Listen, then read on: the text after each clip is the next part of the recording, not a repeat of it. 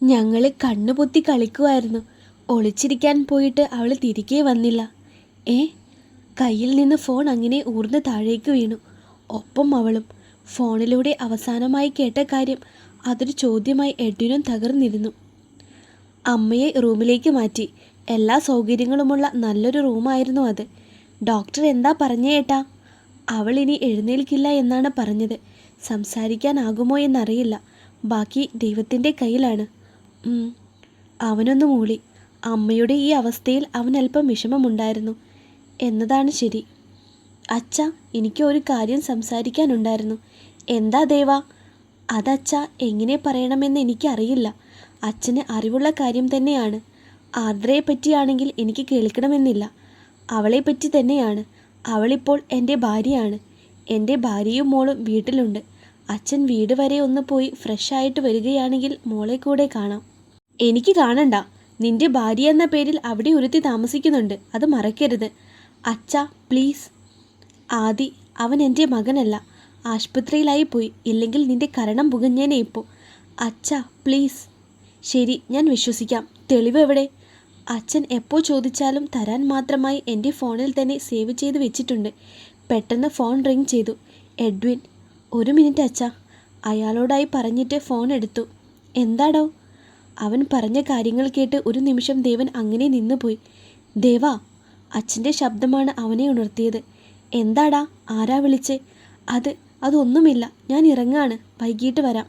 അയാൾ എന്തോ ചോദിക്കും മുന്നേ അവൻ ഓടിയിറങ്ങിയിരുന്നു. എങ്ങനെ വണ്ടി ഓടിച്ചു എന്നറിയില്ല. വണ്ടി നിർത്തി അവൻ അകത്തേക്ക് ഓടുകയായിരുന്നു. ആരവ് ഭയന്നു പോയിരുന്നു. Aunty, aunty. അവൾ എഴുന്നേൽക്കുന്നില്ല എന്ന് കണ്ട് പേടി കൂടി.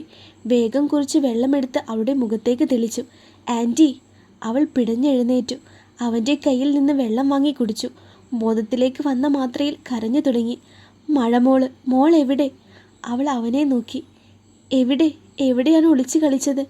പുറത്താണ് ആൻറ്റി. അവൾ എഴുന്നേറ്റ് പുറത്തേക്ക് നടന്നു. മുറ്റത്താണെന്നറിഞ്ഞ് പുറത്തേക്കിറങ്ങി.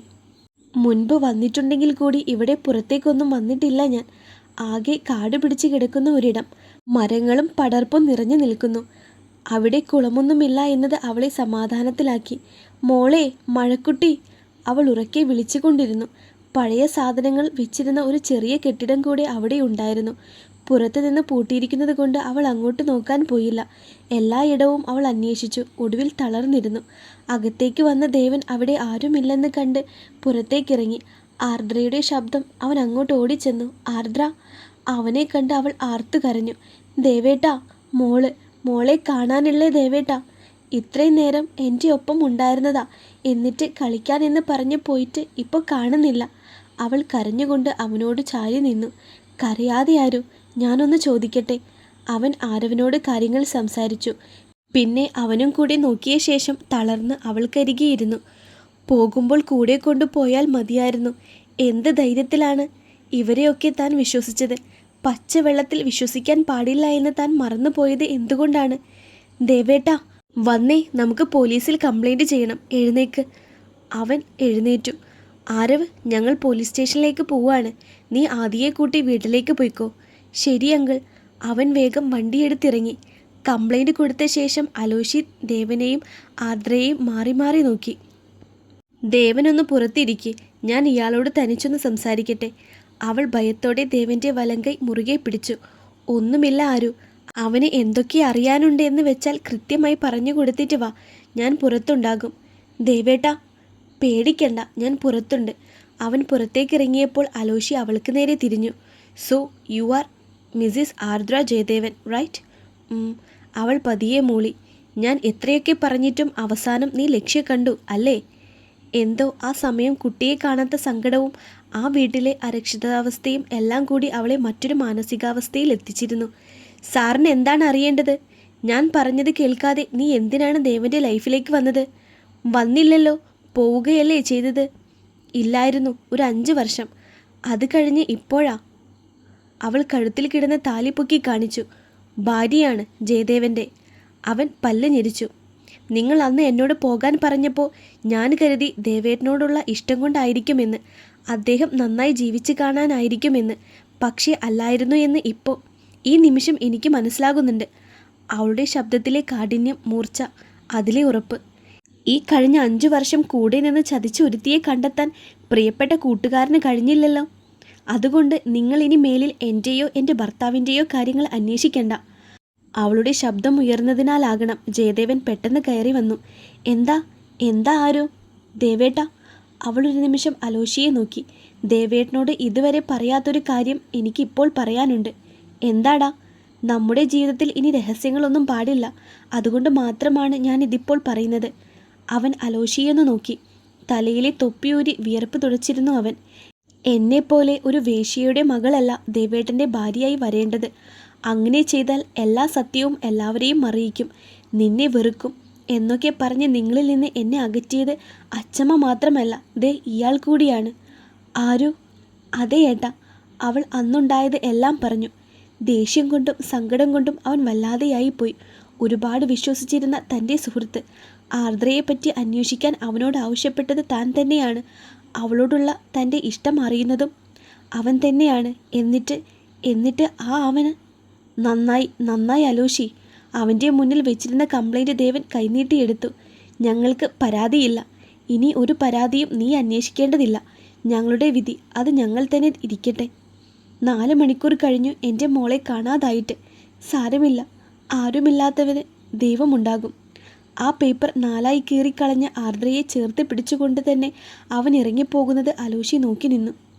ശരിയാണ്, സ്വാർത്ഥനാണ് താൻ.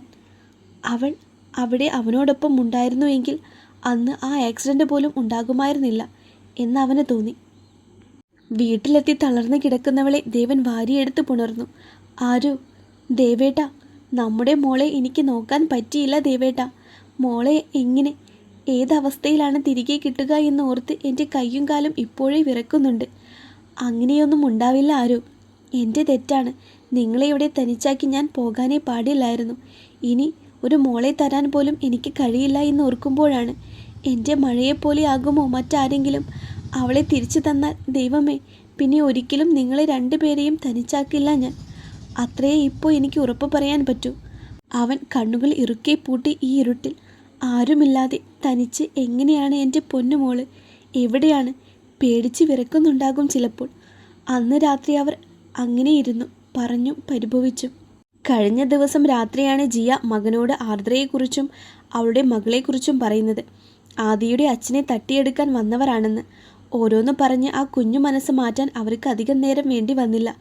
അതിൻ്റെ ഉത്തരമാണ് ഇന്ന് കളിക്കാൻ പോയപ്പോൾ ആരുമില്ലാത്ത ആ ഇരുട്ടുമുറിയിൽ കയറ്റി പുറത്തു നിന്നും ലോക്ക് ചെയ്തത്.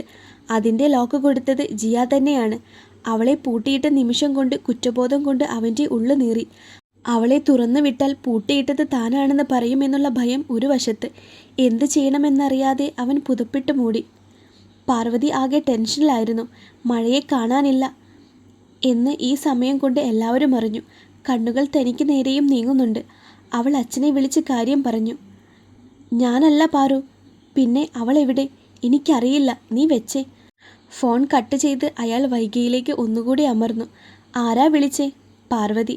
എന്തേ ഈ നേരത്ത്? അവൻ്റെ മറ്റവളുണ്ടല്ലോ ആർദ്ര. അവളുടെ മഴയെ കാണാനില്ല എന്ന്. ഞാനാണോ എന്നറിയാൻ വിളിച്ചതാണ്. കാണാനില്ലേ? എവിടെ പോയി? അറിയില്ല വൈക.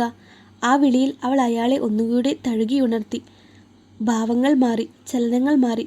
കിതപ്പും ആവേശവും ചുറ്റിനും അലയടിച്ചു. അവളിലേക്ക് എത്തും മുന്നേ ഒന്നുകൂടെ ഫോൺ അടിച്ചിരുന്നു. എന്താടി? അച്ഛാ, മോന് നല്ല പനി, ഹോസ്പിറ്റലിൽ പോണം.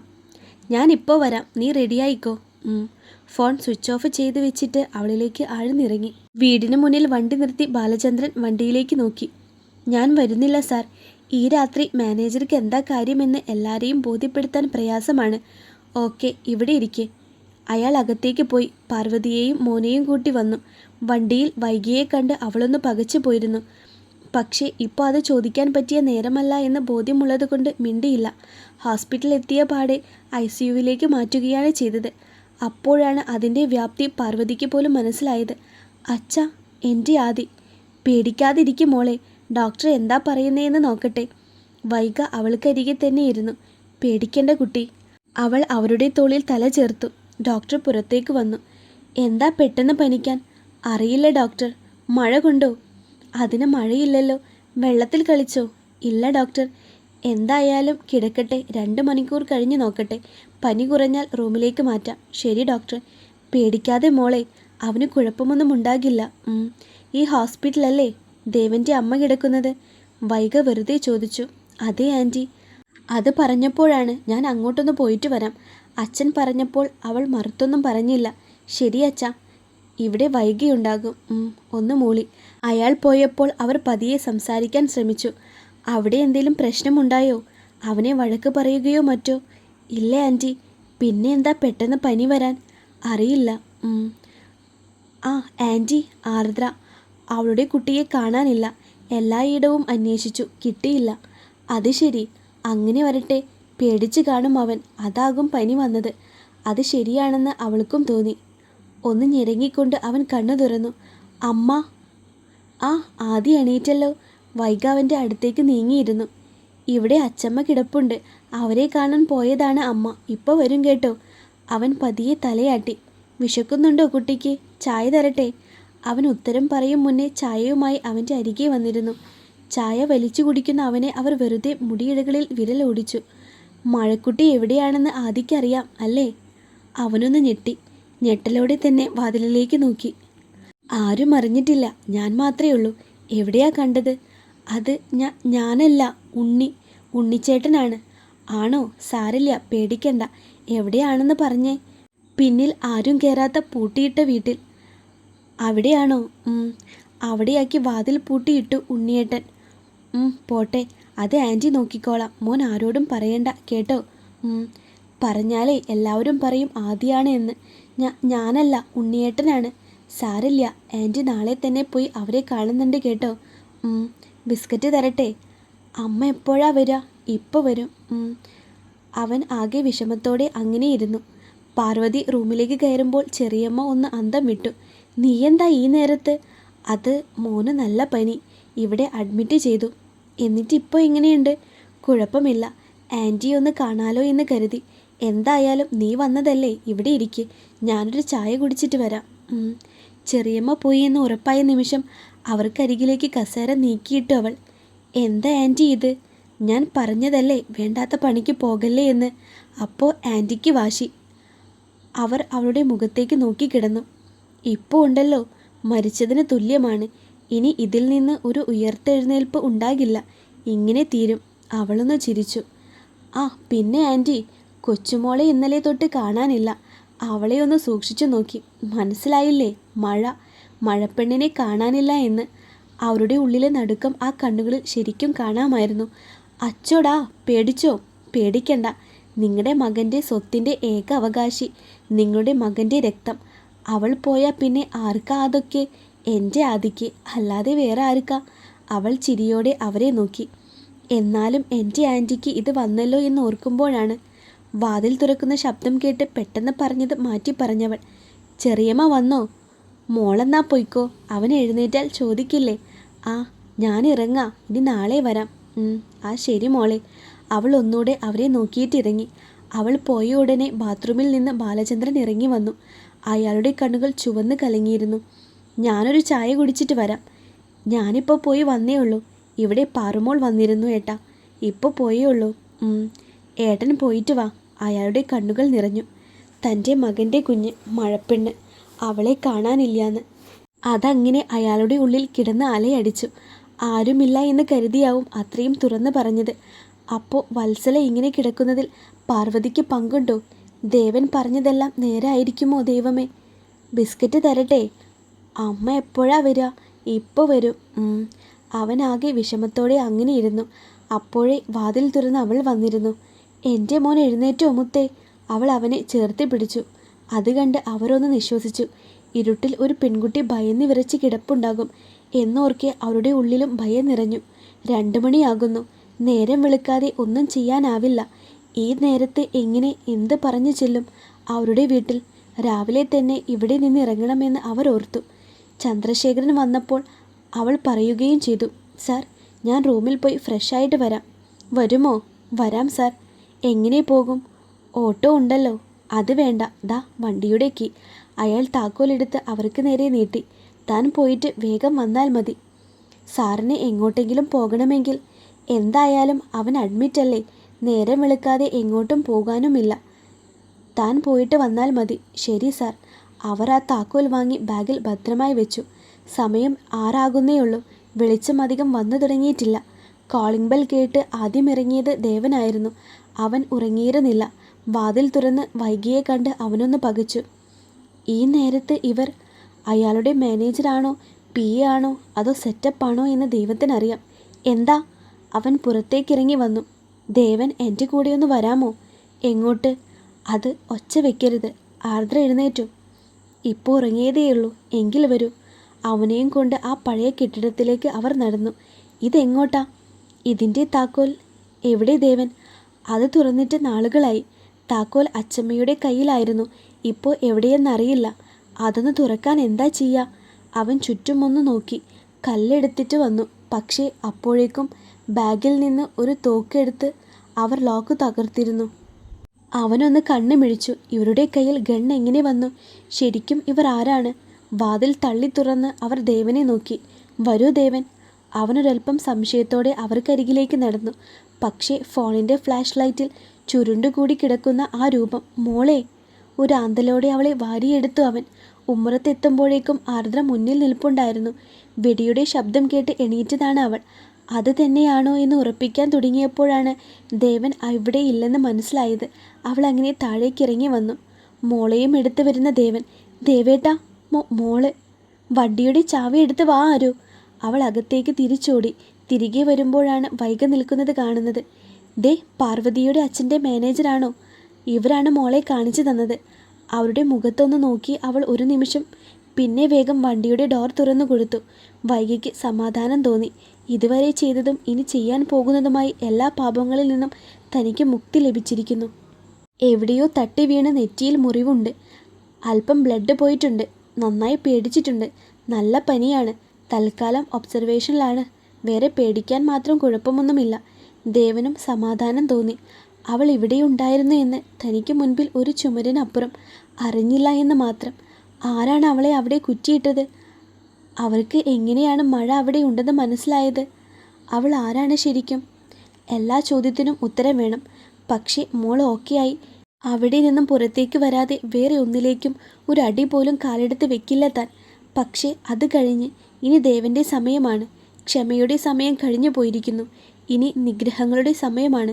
ജയദേവൻ ഒന്ന് ശ്വാസം ആഞ്ഞു വലിച്ചു. അവൻ ആർദ്രയ്ക്കരികെ വന്നിരുന്ന് ഇടങ്കൈയിൽ മുറുകെ പിടിച്ചു. അതങ്ങനെ തർന്നത്ത് മരവിച്ചു പോയിരുന്നു. എന്ത് പറ്റി? അവൻ്റെ തോളിലേക്ക് പതിയെ ചാഞ്ഞിരുന്നു അവൾ. എന്താടാ? ദേവേട്ട.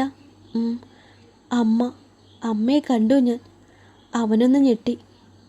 തൻ്റെ അമ്മയെയോ? എവിടെ? ഞാൻ കണ്ടില്ലല്ലോ. അത് അമ്മയാണ് ഏട്ടാ, എൻ്റെ അമ്മ. അവളുടെ കണ്ണുകൾ നിറഞ്ഞങ്ങനെ ഒഴുകി. സ്നേഹിച്ചിട്ടേ ഉള്ളൂ തന്നെ. നല്ലത് വരണമെന്ന് പ്രാർത്ഥിച്ചിട്ടേ ഉള്ളൂ തനിക്ക്. തനിക്ക് വേണ്ടിയാണ് അമ്മ ഒരാളെ കൊന്നു കളഞ്ഞത്. ഇന്ന് തനിക്ക് മുന്നിൽ ദൈവമായി വന്നതും തൻ്റെ അമ്മ തന്നെ. അവൾക്ക് അവരെ കാണണമെന്ന് തോന്നി. അമ്മയെന്ന് വിളിച്ച് ഓടിച്ചെല്ലണമെന്ന് തോന്നി. ആ നെഞ്ചിൽ ചേർന്ന് പൊട്ടിക്കരയണമെന്ന് തോന്നി.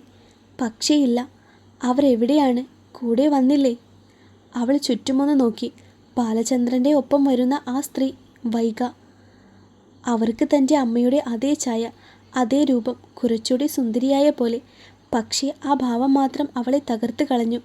ഒട്ടും പരിചയമില്ലാത്ത ആ ഭാവം. ഒരാഴ്ച കൊണ്ട് തന്നെ അപ്പു ക്ഷീണിച്ചു.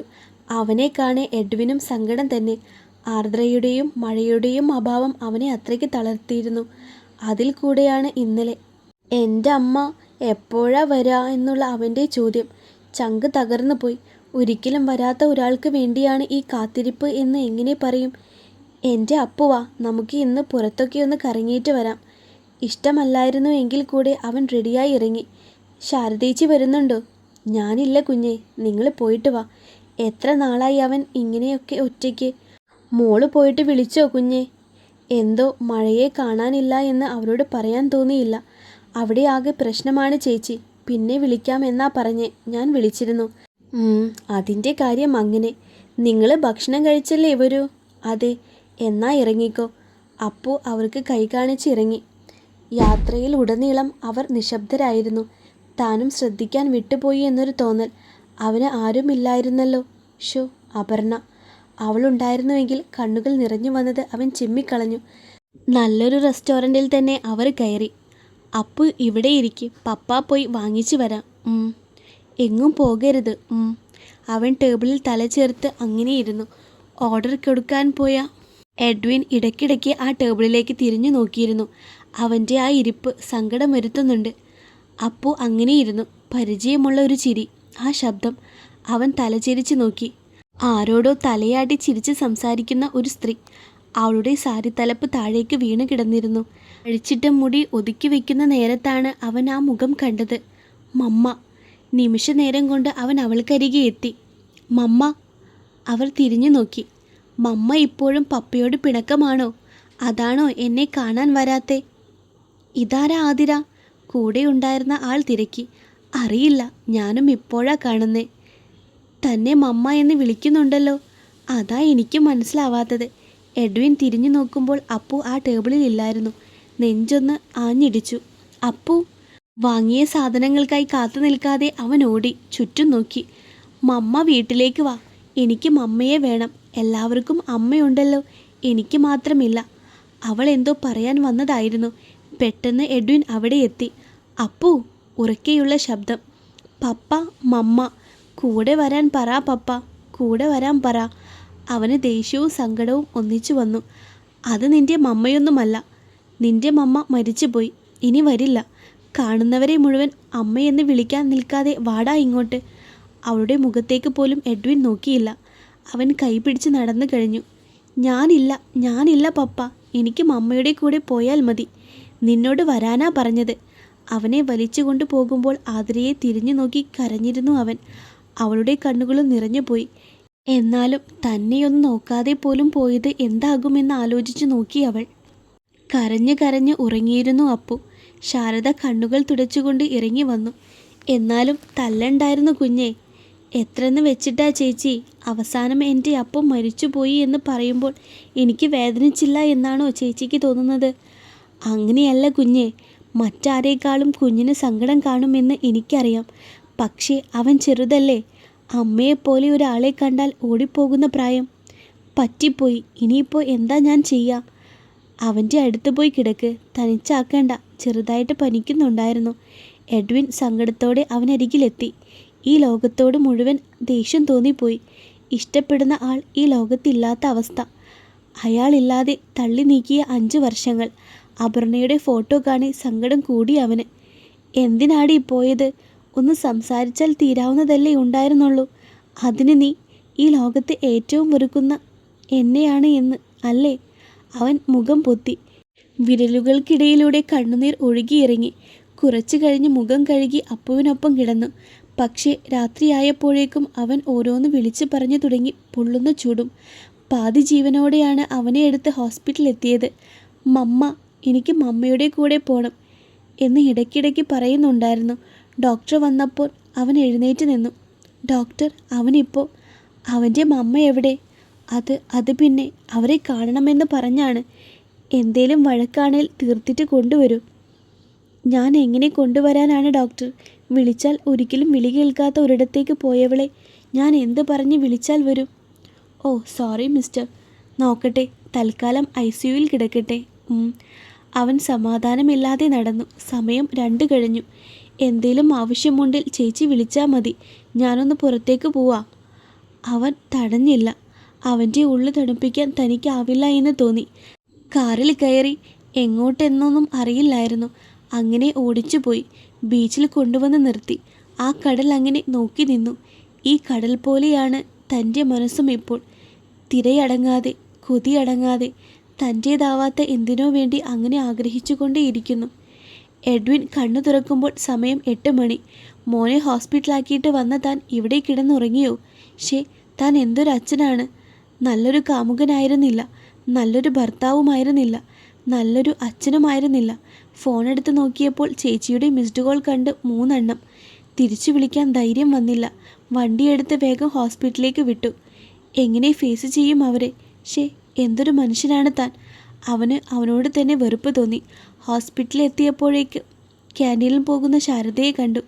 ചേച്ചി, എവിടെയായിരുന്നു കുഞ്ഞെ? എത്ര വട്ടം വിളിച്ചു? മോനിപ്പോൾ കുറവുണ്ട്, റൂമിലേക്ക് മാറ്റി.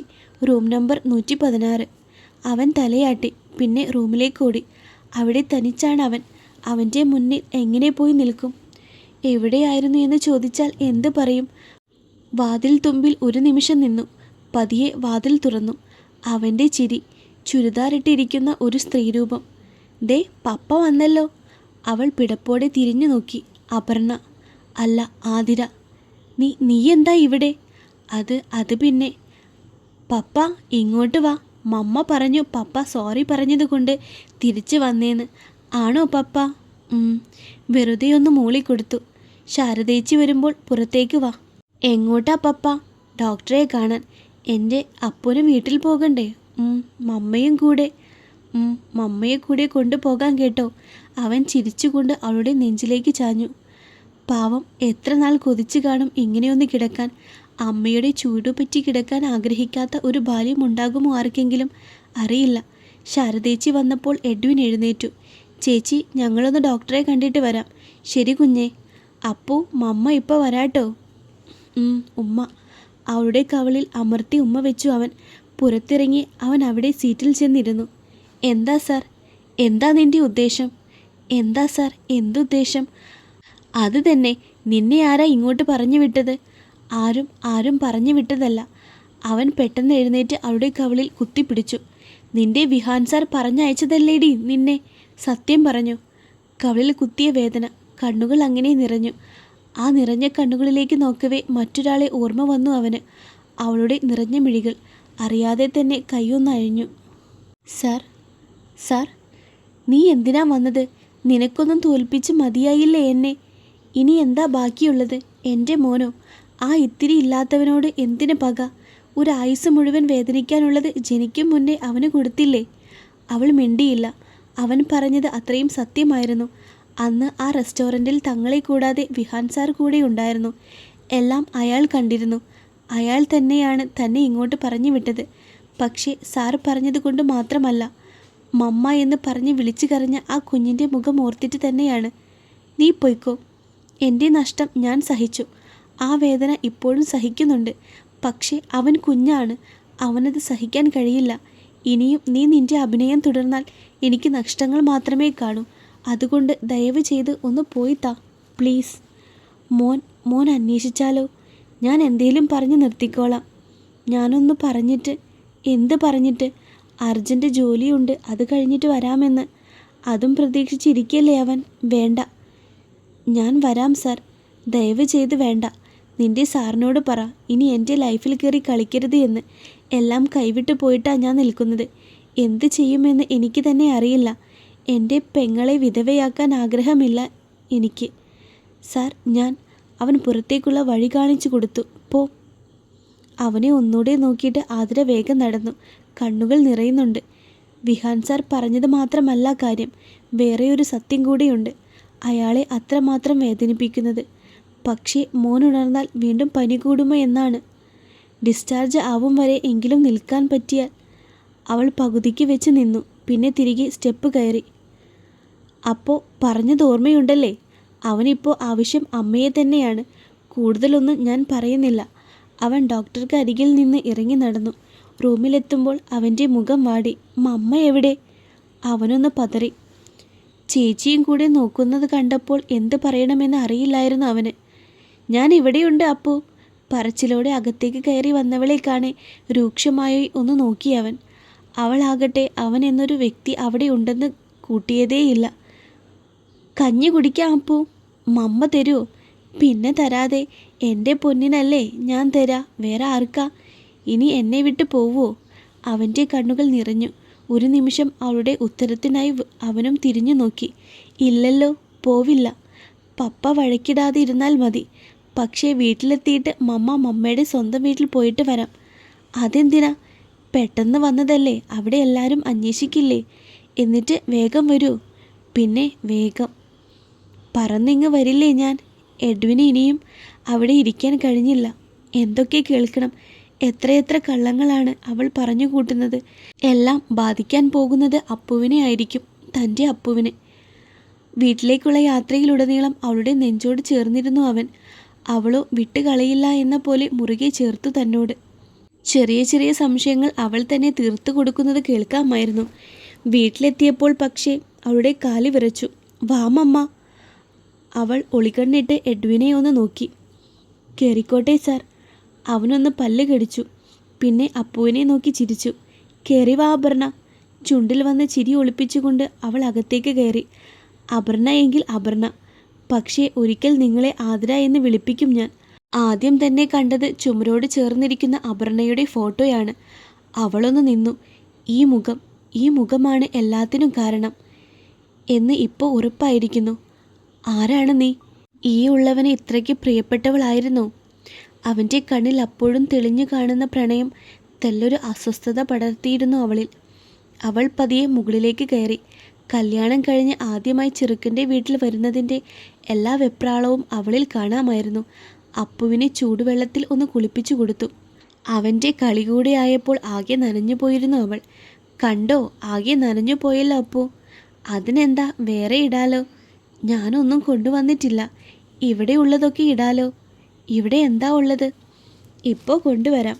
അവൻ ഓടി എഡ്വിൻ്റെ മുറിയിൽ പോയി ഒരു സാരിയും അതിൻ്റെ കുപ്പായവും കൊണ്ടുവന്നു. ആദ്യം വേഷം മാറുക എന്നത് നിർബന്ധമായതുകൊണ്ട് അധികം ചിന്തിക്കാൻ നിൽക്കാതെ അവൾ ആ സാരി ചുറ്റി വന്നു. അവളുടെ അളവ് എടുത്ത് തയ്ച്ചതുപോലെ പാകമായിരുന്നു ബ്ലൗസും. കണ്ണാടിയിൽ നോക്കിയപ്പോൾ കൊള്ളാമെന്ന് തോന്നി.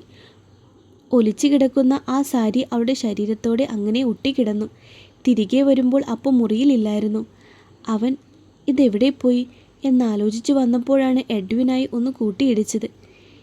എവിടെ നോക്കിയാടി നടക്കുന്നത് ചോദിച്ചിട്ടാണ് മുഖത്തേക്ക് നോക്കിയത്. അപ്പു. അപർണ അങ്ങനെ മുന്നിൽ വന്ന് നിന്നതുപോലെ. ഒരു നിമിഷം അവളുടെ കണ്ണുകളിൽ ഉടുക്കി നിന്നു പോയി അവൻ. അടുത്ത നിമിഷം ദേഷ്യം കൊണ്ട് മുറുകിയ മുഖം. അവൾക്ക് ഭയം തോന്നി. ആരോട് ചോദിച്ചിട്ടാ നീ ഈ സാരി എടുത്തത്? അത് അപ്പു. എന്ത് ധൈര്യമുണ്ടടി നിനക്ക്? നീ എന്താ കരുതിയേ? ഇങ്ങനെയൊക്കെ നടന്നാൽ എൻ്റെ അപർണയാണെന്ന് കരുതി നിന്നെ ഞാനങ്ങ് പ്രേമിക്കുമെന്നോ? അപ്പുവിനെ നോക്കാനെന്ന പേരും പറഞ്ഞ് എൻ്റെ ലൈഫിൽ കയറിപ്പറ്റാമെന്നോ? കണ്ണുകൾ അങ്ങനെ നിറഞ്ഞൊഴുകി. അവനോട് വീട്ടിൽ പോയിട്ട് വരാമെന്ന് പറഞ്ഞു. ഇപ്പോൾ ഈ നിമിഷം ഇറങ്ങിക്കോണം ഇവിടെ നിന്ന്. സാർ, ഞാൻ ഒന്നും പറയണ്ട. ഒന്നും. Get lost. നിറഞ്ഞ കണ്ണുകൾ തുടച്ച് അവൾ വേഗം താഴേക്കിറങ്ങി. ശാരദ കണ്ണെടുക്കാതെ അവളെ നോക്കി നിന്നു. മരുന്ന് കഴിക്കുന്നില്ല മോളെ, മോള് തന്നെ കൊടുത്തേക്ക്. അവൾ ചിരിയോടെ മരുന്നെടുത്ത് നൽകി. അപ്പു, മമ്മ പറഞ്ഞിട്ടില്ലേ വീട്ടിൽ പോയിട്ട് അമ്മയോടും അച്ഛനോടും പറഞ്ഞിട്ട് വരാമെന്ന്? മമ്മ പോയിട്ട് നാളെ വരാം. നാളെ തന്നെ വരുമോ? വന്നേക്കാം. അവരോട് ഒക്കെ പറയണം എൻ്റെ അപ്പു ഇവിടെ കാത്തിരിപ്പുണ്ട് എന്ന്. പറയോ? പിന്നെ പറയാതെ. നാളെ വരുമ്പോഴേക്കും അപ്പു നല്ല കുട്ടിയായി ഭക്ഷണം കഴിക്കണം, മരുന്ന് കഴിക്കണം. കഴിക്കോ? അവൻ തലയാട്ടി. ഞാൻ ചേച്ചിയെ വിളിച്ച് ചോദിക്കും. ചേച്ചി ഫോൺ നമ്പർ പറഞ്ഞേ. അവർ കയ്യിലുള്ള ചെറിയ ഫോൺ അവൾക്ക് നേരെ നീട്ടി. അതിൽ തൻ്റെ നമ്പർ അടിച്ച് സേവ് ചെയ്തു. തിരിച്ചും. ഇനി അപ്പു ഭക്ഷണം കഴിച്ചില്ല എങ്കിൽ ഞാൻ നാളെ വരില്ല. ഒന്ന് വിളിച്ച് പറയണേ ചേച്ചി. പറഞ്ഞോളാം മോളെ. എന്നാ ഇറങ്ങാണ്. ഉമ്മ തന്നെ.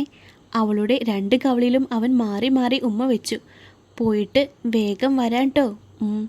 ഒന്ന് മുഖം വാടിയെങ്കിലും ചിരിയോടെ തന്നെ അവൻ യാത്രയാക്കി. തിരിഞ്ഞു നോക്കാതെ നടന്നു. അറിയാം, ആ ഒരാൾ എവിടെ നിന്നെങ്കിലും തന്നെ നോക്കുന്നുണ്ടാകുമെന്ന്. കിട്ടിയ ഓട്ടോ കൈ കാണിച്ച് നിർത്തി അവൾ അതിൽ കയറിപ്പോയിരുന്നു. തിരിഞ്ഞു നോക്കാതെയുള്ള ആ നടത്തം മനസ്സിലൊന്ന് കൊളുത്തി വലിച്ചു എന്നത് സത്യമാണ്. പക്ഷേ അവനത് കാര്യമാക്കിയില്ല. അപർണയോളം വരുമോ അവളുടെ മുഖച്ഛായയുള്ളവൾ? എന്നിട്ടും അവൾ പോയ വഴി അവൻ നോക്കി നിന്നു. പ്രണയം അങ്ങനെയാണത്രേ. ചിലപ്പോൾ ഇഷ്ടപ്പെടുന്നവരെ പോലെ ഉള്ളവരെയും നമ്മൾ അറിയാതെ സ്നേഹിച്ചു പോകുമെന്ന്. അവളെ കണ്ട് വിഹാനൊന്ന് ചിരിച്ചു. എങ്ങനെയുണ്ട് ഫസ്റ്റ് അറ്റംപ്റ്റ്? ദേ, അവളുടെ സാരി വരെ ചുറ്റി വന്നിട്ടുണ്ട്. പോരെ? മിടുക്കി. അടുത്ത ടേണിംഗ് പ്രോജക്റ്റ് അവൻ വർക്ക് ചെയ്ത് തുടങ്ങിക്കാണും. അതിൻ്റെ ബ്ലൂ പ്രിൻ്റ് കിട്ടിയാലും മതി. 3D നമുക്ക് ചെയ്യാം സാർ. പക്ഷേ ധൃതി വേണ്ട, സമയം വേണം. ഇനി അവൻ്റെ മനസ്സിലേക്ക് വേണം കയറാൻ. അതല്പം പാടാണ് സാർ. അവിടെ ആ അപർണ മാത്രമേ ഉള്ളൂ. നീ തന്നെയല്ലേ അത്? ഒന്ന് മനസ്സ് വയ്ക്കാൻ ഇത്രയ്ക്ക് പാടാണോ? ശ്രമിക്കാൻ സാർ. ഒരു കാരണവശാലും ഞാനുമായി കോണ്ടാക്റ്റ് വേണ്ട. ഫോണിൽ എൻ്റെ നമ്പർ പോലും വേണ്ട. ഇതുപോലെ ഇറങ്ങിയാൽ മതി. നമുക്ക് നേരിട്ട് സംസാരിക്കാൻ കാര്യങ്ങൾ. ശരി സാർ. നീ ചോദിച്ച 30 ലക്ഷം ക്രെഡിറ്റ് ആയിട്ടുണ്ട്. നോക്ക്. അവൾ ഫോണിൽ മെസ്സേജ് നോക്കി. Thank you sir. സ്മരണ വേണം കേട്ടോ. അതെന്താ സാർ? ഞാൻ ചതിക്കുമെന്ന് തോന്നിയോ? ഇല്ല, പറഞ്ഞതാണ്. മരണത്തിന് മുന്നിൽ നിന്ന് എന്നെ രക്ഷപ്പെടുത്തിയ ദൈവമാണ് സാർ. നിങ്ങൾ പറഞ്ഞത് എല്ലാം അനുസരിക്കുന്ന ഒരു ദാസിയാണ് ഞാൻ. ദാസി അതിനുള്ള കൂലി ചോദിച്ചു വാങ്ങുന്നുണ്ട്. ജീവിക്കണ്ടേ സാർ? ഓക്കെ ആതിര, നാളെ എപ്പോൾ ഇറങ്ങും? മനസ്സിൽ കയറിപ്പറ്റാൻ കുറച്ച് കളികളൊക്കെ വേണം. അതൊക്കെ തൻ്റെ ഇഷ്ടം. മാർഗമല്ല, ലക്ഷ്യമാണ് പ്രധാനം. അയാൾ ചിരിച്ചു. അവളും. ഞാൻ ഏറ്റു സാർ. പിറ്റേന്ന് എഡ്വിൻ പോയി എന്ന് ഉറപ്പാക്കാൻ അവൾ ശാരദേച്ചിയെ വിളിച്ചു നോക്കി. പോയി എന്ന് ഉറപ്പായ നിമിഷം അവൾ ഇറങ്ങി. ഓട്ടോ വിളിച്ചാണ് പോയത്. വണ്ടി കൊണ്ടുപോയാൽ എങ്ങനെയെങ്കിലും സാർ അറിയും. അത് പാടില്ല. കോളിംഗ് ബെൽ അടിച്ചപ്പോഴേ അറിയാമായിരുന്നു ആരായിരിക്കുമെന്ന്. അവർ ചെറിയൊരു ചിരിയോടെ വന്ന് വാതിൽ തുറന്നു. നല്ല നേരത്താ വന്നേ. എന്തേ അപ്പു വാശിയിലാ? അകത്തേക്ക് വാ മോളെ. അകത്തേക്ക് ചെന്നപ്പോൾ അവളെ കണ്ടതും അപ്പു ഓടി വന്നു. മമ്മ എവിടെ പോയതാ? പറഞ്ഞില്ലേ വീട്ടിൽ പോകുമെന്ന്. അവൻ പിണങ്ങി. എൻ്റെ അപ്പൂസേ, പിണങ്ങാതെ. നോക്ക്, മമ്മ ഓടി വന്നില്ലേ എൻ്റെ അപ്പൂനെ കാണാൻ. ഒന്നും കഴിച്ചിട്ടില്ല, വിശക്കുന്നു. അവൻ്റെ മുഖം വിടർന്നു. പക്ഷേ ആദ്യം അപ്പു കഴിക്കണം, എന്നാലേ മമ്മ കഴിക്കൂ. അവൾ പതിയെ ഒട്ടും ധൃതി വയ്ക്കാതെ അവന് വാരി കൊടുത്തു. അവൻ്റെ കണ്ണിൽ വിരിഞ്ഞ സന്തോഷം നാളിതുവരെ ഏറെ കൊതിച്ച ഒന്ന്. കണ്ടു നിൽക്കെ ശാരദയുടെ കണ്ണുകൾ നിറഞ്ഞൊഴുകി. ഇനി കുളിച്ചാലോ? എന്നിട്ട് കളിക്കാൻ വരണം. വരാലോ, പിന്നെന്താ. എൻ്റെ അപ്പൂൻ്റെ കൂടെയല്ലേ ഞാൻ കളിക്കാ. അവൻ ചിരിയോടെ അവളെ ചുറ്റിപ്പിടിച്ചു. എൻ്റെ മമ്മയാണ്. വൈകുന്നേരം പോകുമ്പോൾ അവൻ്റെ മുഖം വാടി. നാളെ പപ്പ പോയി കഴിഞ്ഞാൽ ഞാൻ വരാം. അതെന്താ പപ്പ ഉള്ളപ്പോൾ വന്നാൽ? പപ്പയ്ക്ക് ഇപ്പോഴും പിണക്കം മാറിയിട്ടില്ലടാ ചക്കരെ. അത് മാറുമ്പോൾ മമ്മ എപ്പോഴും ഇവിടെ കാണും. പക്ഷെ മമ്മ വന്ന കാര്യം പപ്പയോട് പറയണ്ട, ദേഷ്യാവും. പറയില്ല കേട്ടോ. അവളുടെ കവിളിൽ അവൻ്റെ കുഞ്ഞു ചുണ്ടുകൾ പലവട്ടം പതിഞ്ഞു. മാറി മാറി പോകുന്നു ദിവസങ്ങൾ. അന്നൊരു ദിവസം ഏതോ ഫയൽ എടുക്കാൻ മറന്നിട്ട് വന്നതാണ് അവൻ. വിളറിപ്പോയ ശാരദേച്ചിയുടെ മുഖം. എന്താ ചേച്ചി ആകെ വല്ലാതെ? എന്തേലും പ്രശ്നമുണ്ടോ? അവർ ഇല്ലെന്ന് കാണിച്ചു. ഒന്ന് മൂളിയെങ്കിലും സംശയത്തോടെ അവരെയൊന്ന് നോക്കി. ഇറങ്ങാൻ നേരമാണ് ചിരിച്ചുകൊണ്ട് ഓടിയിറങ്ങുന്ന അപ്പുവിനെ കണ്ടത്. തെല്ലൊന്ന് സംശയിച്ചു. തെറ്റിയില്ല, പിറകിൽ തന്നെ ഉണ്ടായിരുന്നു അവൾ, ആതിര. അപ്പുവാണ് ആദ്യം നിന്നത്, പിന്നെ അവളും. ചേച്ചിയെ നോക്കിയപ്പോൾ ഇത് ഇവിടെ സ്ഥിരമാണെന്ന് തോന്നി. പോകാനിറങ്ങിയവൻ ഫയൽ ടേബിളിൽ വെച്ച് അവൾക്കരികിലേക്ക് നീങ്ങി. അപ്പു, അവിടെ പോയി എന്തേലും കഴിക്കേ. ആതിരയുടെ മുഖത്ത് തന്നെ നോക്കിയാണ് സംസാരം. അവൾ തല കുനിച്ചു കളഞ്ഞു. വാ, എൻ്റെ കൂടെ സംസാരിക്കാനുണ്ട്. മറുത്തൊന്നും പറയാതെ അവൾ അവനൊപ്പം നടന്നു. മുകളിലെ മുറിയിൽ കൊണ്ടുപോയി വാതിലടച്ച് കുറ്റിയിട്ടു. അവളൊന്ന് ഭയന്നു. എന്തായിരുന്നാലും അന്യപുരുഷനാണ്. എന്തിനാണ് വാതിലടച്ചത് എന്ന് അവൾ ആലോചിച്ചു. നിന്നോട് ഇവിടേക്ക് വരരുത് എന്ന് പറഞ്ഞതല്ലേ? അവൾ മിണ്ടിയില്ല. ചുമരിനോട് ചാരി അങ്ങനെ നിന്നു. എന്തൊക്കെ പറഞ്ഞിട്ടാ നിന്റെ ദൈവം ഇങ്ങോട്ട് പറഞ്ഞയച്ചത്? അതിന് മറുപടി നൽകിയില്ല. നിന്നോട്. ചുമരിൽ ചാരി നിൽക്കുന്ന അവളുടെ ഒരു വശവും രണ്ട് കൈകളും വെച്ച് മുഖത്തേക്ക് നോക്കി നിന്നു. ശരി, അതൊന്നും എനിക്ക് മറുപടി വേണ്ട. എന്തായാലും നല്ലതൊന്നും ആകില്ല എന്ന് എനിക്ക് ഉറപ്പുണ്ട്. പക്ഷേ ഒരൊറ്റ ചോദ്യം, അതിന് നീ എനിക്ക് ഉത്തരം തരണം. അവൾ അവൻ്റെ മുഖത്തേക്ക് നോക്കി. Who are you? ഈ മുഖത്തിന് പിന്നിലുള്ള ശരിക്കും നീ ആരാണ്? അറിഞ്ഞിട്ടെന്തിനാ? എത്ര വില കൊടുത്ത് വാങ്ങിയതാണ് എന്നറിയാൻ. അവളൊന്ന് പുച്ഛിച്ചു. അവൻ പറഞ്ഞു കൊടുത്ത കാര്യങ്ങളായിരിക്കാം ഈ പുച്ഛത്തിൻ്റെ പിന്നിലെന്ന് അവൻ ഊഹിച്ചു. വില കൊടുത്തല്ല, ഒരിക്കൽ കൈവിട്ട ജീവിതം തിരികെ തന്നാണ് അയാൾ എനിക്ക് പകരം തന്നത്. എൻ്റെ ദൈവം, ഈ ലോകത്ത് ഞാൻ മറ്റാരേക്കാളും അയാളെ വിശ്വസിക്കുന്നു. വിശ്വസിച്ചു. പക്ഷേ നീ ആരാണ് അതെനിക്കറിയണം. അവളൊന്ന് നിശ്വസിച്ചു. ഇന്നലെ വിഹാൻ സാർ പറഞ്ഞിരുന്നു, അഥവാ അവൻ നിർബന്ധിക്കുകയാണ് എങ്കിൽ അവനോട് സത്യം പറയണമെന്ന്. അതിലുപരി അയാളുടെ ലൈഫിലേക്ക് കയറാൻ തനിക്ക് എന്ത് വേണേലും പറയാം, പ്രവർത്തിക്കാം. അതിലൊന്നും അയാൾ ഇടപെടില്ല എന്ന്. അവളൊന്ന് നിശ്വസിച്ചു. ഞാൻ രേവതി. അവൾ പതിയെ പറഞ്ഞു തുടങ്ങി. മുംബൈ ഒരു സാദാ ചേരിയിലാണ് ഞാൻ ജനിച്ചത്. അമ്മ മലയാളിയായിരുന്നു. അച്ഛൻ ആരാണെന്നറിയില്ല. ഒരിക്കലും അമ്മയെപ്പോലെ ആകരുത് ഞാനെന്ന് അമ്മ ആഗ്രഹിച്ചിരുന്നു. പക്ഷേ ആ ആഗ്രഹത്തിനൊത്തൊരു മകളാകാൻ എനിക്ക് കഴിഞ്ഞില്ല എന്നല്ല, അതിനുവേണ്ടി ശ്രമിച്ചിട്ടേയില്ല എന്ന് വേണം പറയാൻ. കോളേജിൽ പോകണമെന്ന് ഞാൻ ആഗ്രഹിച്ചിരുന്നു എങ്കിൽ എന്നേക്കാൾ കൂടുതൽ അമ്മ ആഗ്രഹിച്ചിരുന്നു. ഹോസ്റ്റലിലായിരുന്നു താമസം. പതിയെ പതിയെ ആ കോളേജിലെ ഹീറോ ആയി വിലസിയിരുന്ന അജിത് പ്രഭാകർ എൻ്റെ ഹൃദയം കീഴടക്കി. പക്ഷേ ഓരോ വർഷവും ഓരോരുത്തരായിരുന്നു അവന് എന്ന് ഞാൻ അറിഞ്ഞിരുന്നില്ല. അവനെ ഞാൻ സ്നേഹിച്ചു, പ്രണയിച്ചു. അവൻ്റെ കൂടെയായിരുന്നു. എല്ലാ അർത്ഥത്തിലും അങ്ങനെയായിരുന്നു. വെക്കേഷൻ അമ്മയ്ക്കൊപ്പം നിന്നിട്ട് വന്നു. അതായിരുന്നു അവസാന കാഴ്ച എന്ന് എനിക്കപ്പോൾ അറിയില്ലായിരുന്നു. പുതിയ ബാച്ച് വന്നു. എൻ്റെ വയറ്റിൽ ഒരു കുഞ്ഞു ജീവൻ തുടിക്കുന്നത് ഞാൻ മനസ്സിലാക്കി. പേടിയേക്കാൾ സന്തോഷം തോന്നി. ഞങ്ങളുടെ കുഞ്ഞെന്നോർത്ത്. അവന് പുതിയ ബാച്ചിലെ കുട്ടിയുമായി അടുപ്പമുണ്ടെന്ന് പറഞ്ഞു കേട്ടു. ഞാൻ വിശ്വസിച്ചില്ല. കുറച്ച് ദിവസം അമ്മയ്ക്കൊപ്പം നിന്നിട്ട് ഫ്ലാറ്റ് തുറന്നപ്പോൾ കൂടെ മറ്റൊരു പെൺകുട്ടി ഉണ്ടായിരുന്നു. തകർന്നു പോയിരുന്നു ഞാൻ. എന്ത് ചെയ്യണമെന്നറിയില്ല. അവനോട് ഒന്നും പറയാതെ ഞാൻ തിരിച്ചു പോന്നു. പിറ്റേന്ന് എല്ലാവർക്കും മുന്നിൽ വെച്ച് അവനാണ് എല്ലാത്തിനും കാരണമെന്ന് പറഞ്ഞുകൊണ്ട് പെട്രോൾ ഒഴിച്ചു നിന്നു ഞാൻ. പൊട്ടിക്കരഞ്ഞു. നീ എന്നെ ചതിച്ച പോലെ മറ്റാരെയും എനിക്ക് ചതിക്കാൻ കഴിയില്ല. നിന്നെ ഞാൻ വിശ്വസിച്ചു, സ്നേഹിച്ചു. ഒരിക്കൽ എങ്കിലും പറയാമായിരുന്നില്ലേ? എങ്കിൽ ഇത്രയും സ്നേഹിക്കില്ലായിരുന്നു ഞാൻ, ഇത്രയ്ക്ക് വേദനിക്കില്ലായിരുന്നു ഞാൻ. അവൻ്റെ മുഖത്ത് വിരിഞ്ഞ പുച്ഛം നിറഞ്ഞ ചിരി. അടുത്ത നിമിഷം അവൻ്റെ കയ്യിലിരുന്ന ലൈറ്റർ എൻ്റെ ദേഹത്തേക്ക് വന്നു വീണു. അവനത് എനിക്ക് നേർക്ക് എറിഞ്ഞപ്പോൾ ഞാൻ മരിച്ചു കഴിഞ്ഞിരുന്നു.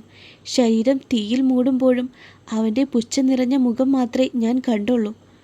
ഒരാളെ വിശ്വസിച്ചതിന്, പ്രണയിച്ചതിന് ഇതിലും വലിയ ശിക്ഷ എനിക്ക് ഇനി കിട്ടാനില്ല എന്ന് തോന്നി. കോളേജിൽ പഠിക്കാൻ സാഹചര്യമില്ലാത്ത കുട്ടികൾക്ക് സഹായം ചെയ്യാൻ വന്നതാണ് വിഹാൻ സാർ. ആളുടെ കാറിൽ തന്നെയാണ് ഹോസ്പിറ്റലിൽ കൊണ്ടുപോയത്. മുഖം പകുതിയും കരിഞ്ഞു പോയിരുന്നു, ശരീരവും. ജീവൻ തിരിച്ചു കിട്ടുമോ എന്ന് പോലും അറിയില്ല. ഒരു മാസത്തിൻ്റെ ട്രീറ്റ്മെൻറ്റിന് ശേഷം ജീവൻ തിരിച്ചു പിടിച്ചു. പക്ഷേ നല്ലൊരു ശരീരമില്ലായിരുന്നു. മുന്നിൽ ഒരു ജീവിതവും. മരണത്തിൻ്റെ വക്കിൽ നിന്ന് ജീവിതത്തിലേക്ക് തിരികെ എത്താൻ കൊതിച്ച നിമിഷങ്ങൾ. വിഹാൻ സാർ ഒന്നേ പറഞ്ഞുള്ളൂ, ഇവിടെ നിന്ന് ഇറങ്ങുമ്പോൾ നിനക്ക് പുതിയൊരു പേരും പുതിയൊരു മുഖവുമായിരിക്കുമെന്ന്. സമ്മതമാണോ എന്ന്. സമ്മതമെന്ന് പറയാൻ എനിക്കൊട്ടും ആലോചിക്കേണ്ടി വന്നില്ല. അങ്ങനെ ഞാൻ നിങ്ങൾക്ക് മുന്നിൽ ആതിരയായി. നിങ്ങൾക്ക് മുന്നിൽ മാത്രം. എൻ്റെ ID കാർഡിലും പാസ്പോർട്ടിലും എൻ്റെ പേര്. അവളൊന്ന് നിർത്തിയിട്ട് എഡ്വിനെ നോക്കി. പറയാൻ അവൾക്ക് ഭയം തോന്നി. നിൻ്റെ പേര്? അപർണ എന്നാണ്. അവൻ ഞെട്ടി. ശക്തമായി തന്നെ ഞെട്ടി. വിഹാൻ ഒരു മുഴം മുന്നേ എറിഞ്ഞിരിക്കുന്നു. പൊടുന്നനെ ആ മുറുകിയ മുഖം പുഞ്ചിരി തൂക്കി. അല്ലെങ്കിലും ചതിച്ചു കാര്യം നേടാൻ മാത്രമേ അവൻ അറിയൂ. നേർക്ക് നേരെ വന്നാൽ മുട്ടിടിക്കും. അവൻ പറഞ്ഞത് അവൾക്ക് മനസ്സിലായില്ല. So you are Aparna, right? അവൾ അതേന്ന് തലയാട്ടി. എന്ന് വെച്ചാൽ my wife is still alive, right? അവൾ അതിനും തലയാട്ടി. അവൻ എന്താണ് പറഞ്ഞു വരുന്നത് എന്ന് അവൾക്ക് മനസ്സിലായതേയില്ല. അവൾക്കരികെ പതിയെ നടന്നെത്തിയ എഡ്വിൻ ഒരു കൈയാൽ ഇടുപ്പിൽ ചുറ്റി തന്നോട് ചേർത്തു. ഏയ്, എന്താ ഈ കാണിക്കുന്നേ? അവളൊന്ന് കുതറി. 2 കൈകളും പിടിച്ചെടുത്ത് അവൻ്റെ ചുണ്ടുകൾ അവളുടെ ചുണ്ടുകളിൽ നേരെ അടുത്തു. അടുത്ത നിമിഷം അവ നുകർന്നെടുത്തു. കണ്ണുകൾ നിറഞ്ഞൊഴുകി. അവൻ്റെ കയ്യിൽ നിന്ന് രക്ഷപ്പെടാൻ അസാധ്യമാണെന്ന് മനസ്സിലായി. പിടയും തോറും മുറുക്കം കൂടി വന്നു. ചുണ്ടുകളിൽ ചോരച്ചുവപ്പ് പടർന്നപ്പോൾ പതിയെ വിട്ടകന്നു. അവളുടെ ഏങ്ങിയുള്ള കരച്ചിൽ കേട്ടില്ലേ എന്ന് നടിച്ചു. എൻ്റെ ഭാര്യ, നിയമപരമായും അല്ലാതെയും എൻ്റെ ഭാര്യ, നിൽക്കേണ്ടത് എൻ്റെ ഒപ്പമാണ്. അവൾ തളർന്ന് അങ്ങനെ താഴേക്കിരുന്നു. അവൾക്കരികിൽ മുട്ടുകുത്തി നിന്നു. എൻ്റെ ഭാര്യയുടെ പേരിൽ കള്ളപ്പേര് പറഞ്ഞ് നടക്കുന്നു എന്ന് പറഞ്ഞ് ഞാനൊരു കേസ് ഫയൽ ചെയ്യട്ടെ? അവൾക്ക് അരിശം തോന്നി. ചെയ്തോ. നിങ്ങൾ എന്താ എന്നെ പേടിപ്പിക്കാൻ നോക്കുവാണോ? അങ്ങനെ ചെയ്താൽ നിങ്ങൾ തോൽക്കുകയുള്ളൂ. ഞാൻ അപർണ തന്നെയാണെന്ന് പ്രൂവ് ചെയ്യാൻ എനിക്ക് കഴിയും. Oh really? അവനൊന്ന് ചിരിച്ചു. അപ്പോഴും നീ എൻ്റേത് തന്നെയാകുമെന്ന് ഓർമ്മിച്ചാൽ മതി. കണ്ണുകൾ തുടച്ചുകൊണ്ട് അവൾ അവനെ കൂർപ്പിച്ചു നോക്കി. ഇത്ര നാളും അവൻ്റെ ഒപ്പമല്ലേ നിന്നത്? ഇനി എനിക്കൊപ്പം ഒന്ന് നിന്ന് നോക്ക്. അവൻ പറഞ്ഞതിലും കൂടുതൽ ഓഫർ നിനക്ക് ഞാൻ തരാം. എനിക്ക് വേണ്ട. വേണം, എനിക്ക് വേണം. എൻ്റെ അപ്പൂനെ ഇനിയും വേദനിപ്പിക്കാൻ ഞാൻ സമ്മതിക്കില്ല. അവനെ ഇനിയും വേദനിച്ചാൽ നീ ഈ ലോകത്ത് വേണ്ടെന്ന് എനിക്ക് തീരുമാനിക്കേണ്ടി വരും. അല്ലെങ്കിലും ആൾക്കാരെ കൊന്ന് നിങ്ങൾക്ക് നല്ല ശീലമുണ്ടല്ലോ. അവനൊന്ന് നോക്കി. എന്തു പറഞ്ഞാലും ഒന്നും ചെയ്യാതെ വിടുന്നത് ദേ ഈ മുഖം ഒന്ന് നിനക്കുള്ളത് കൊണ്ട് മാത്രമാണ്. അല്ലായിരുന്നുവെങ്കിൽ എൻ്റെ ലൈഫിൽ പോയിട്ട് എൻ്റെ വീട്ടിൽ പോലും നീ കാല് കുത്തില്ലായിരുന്നു.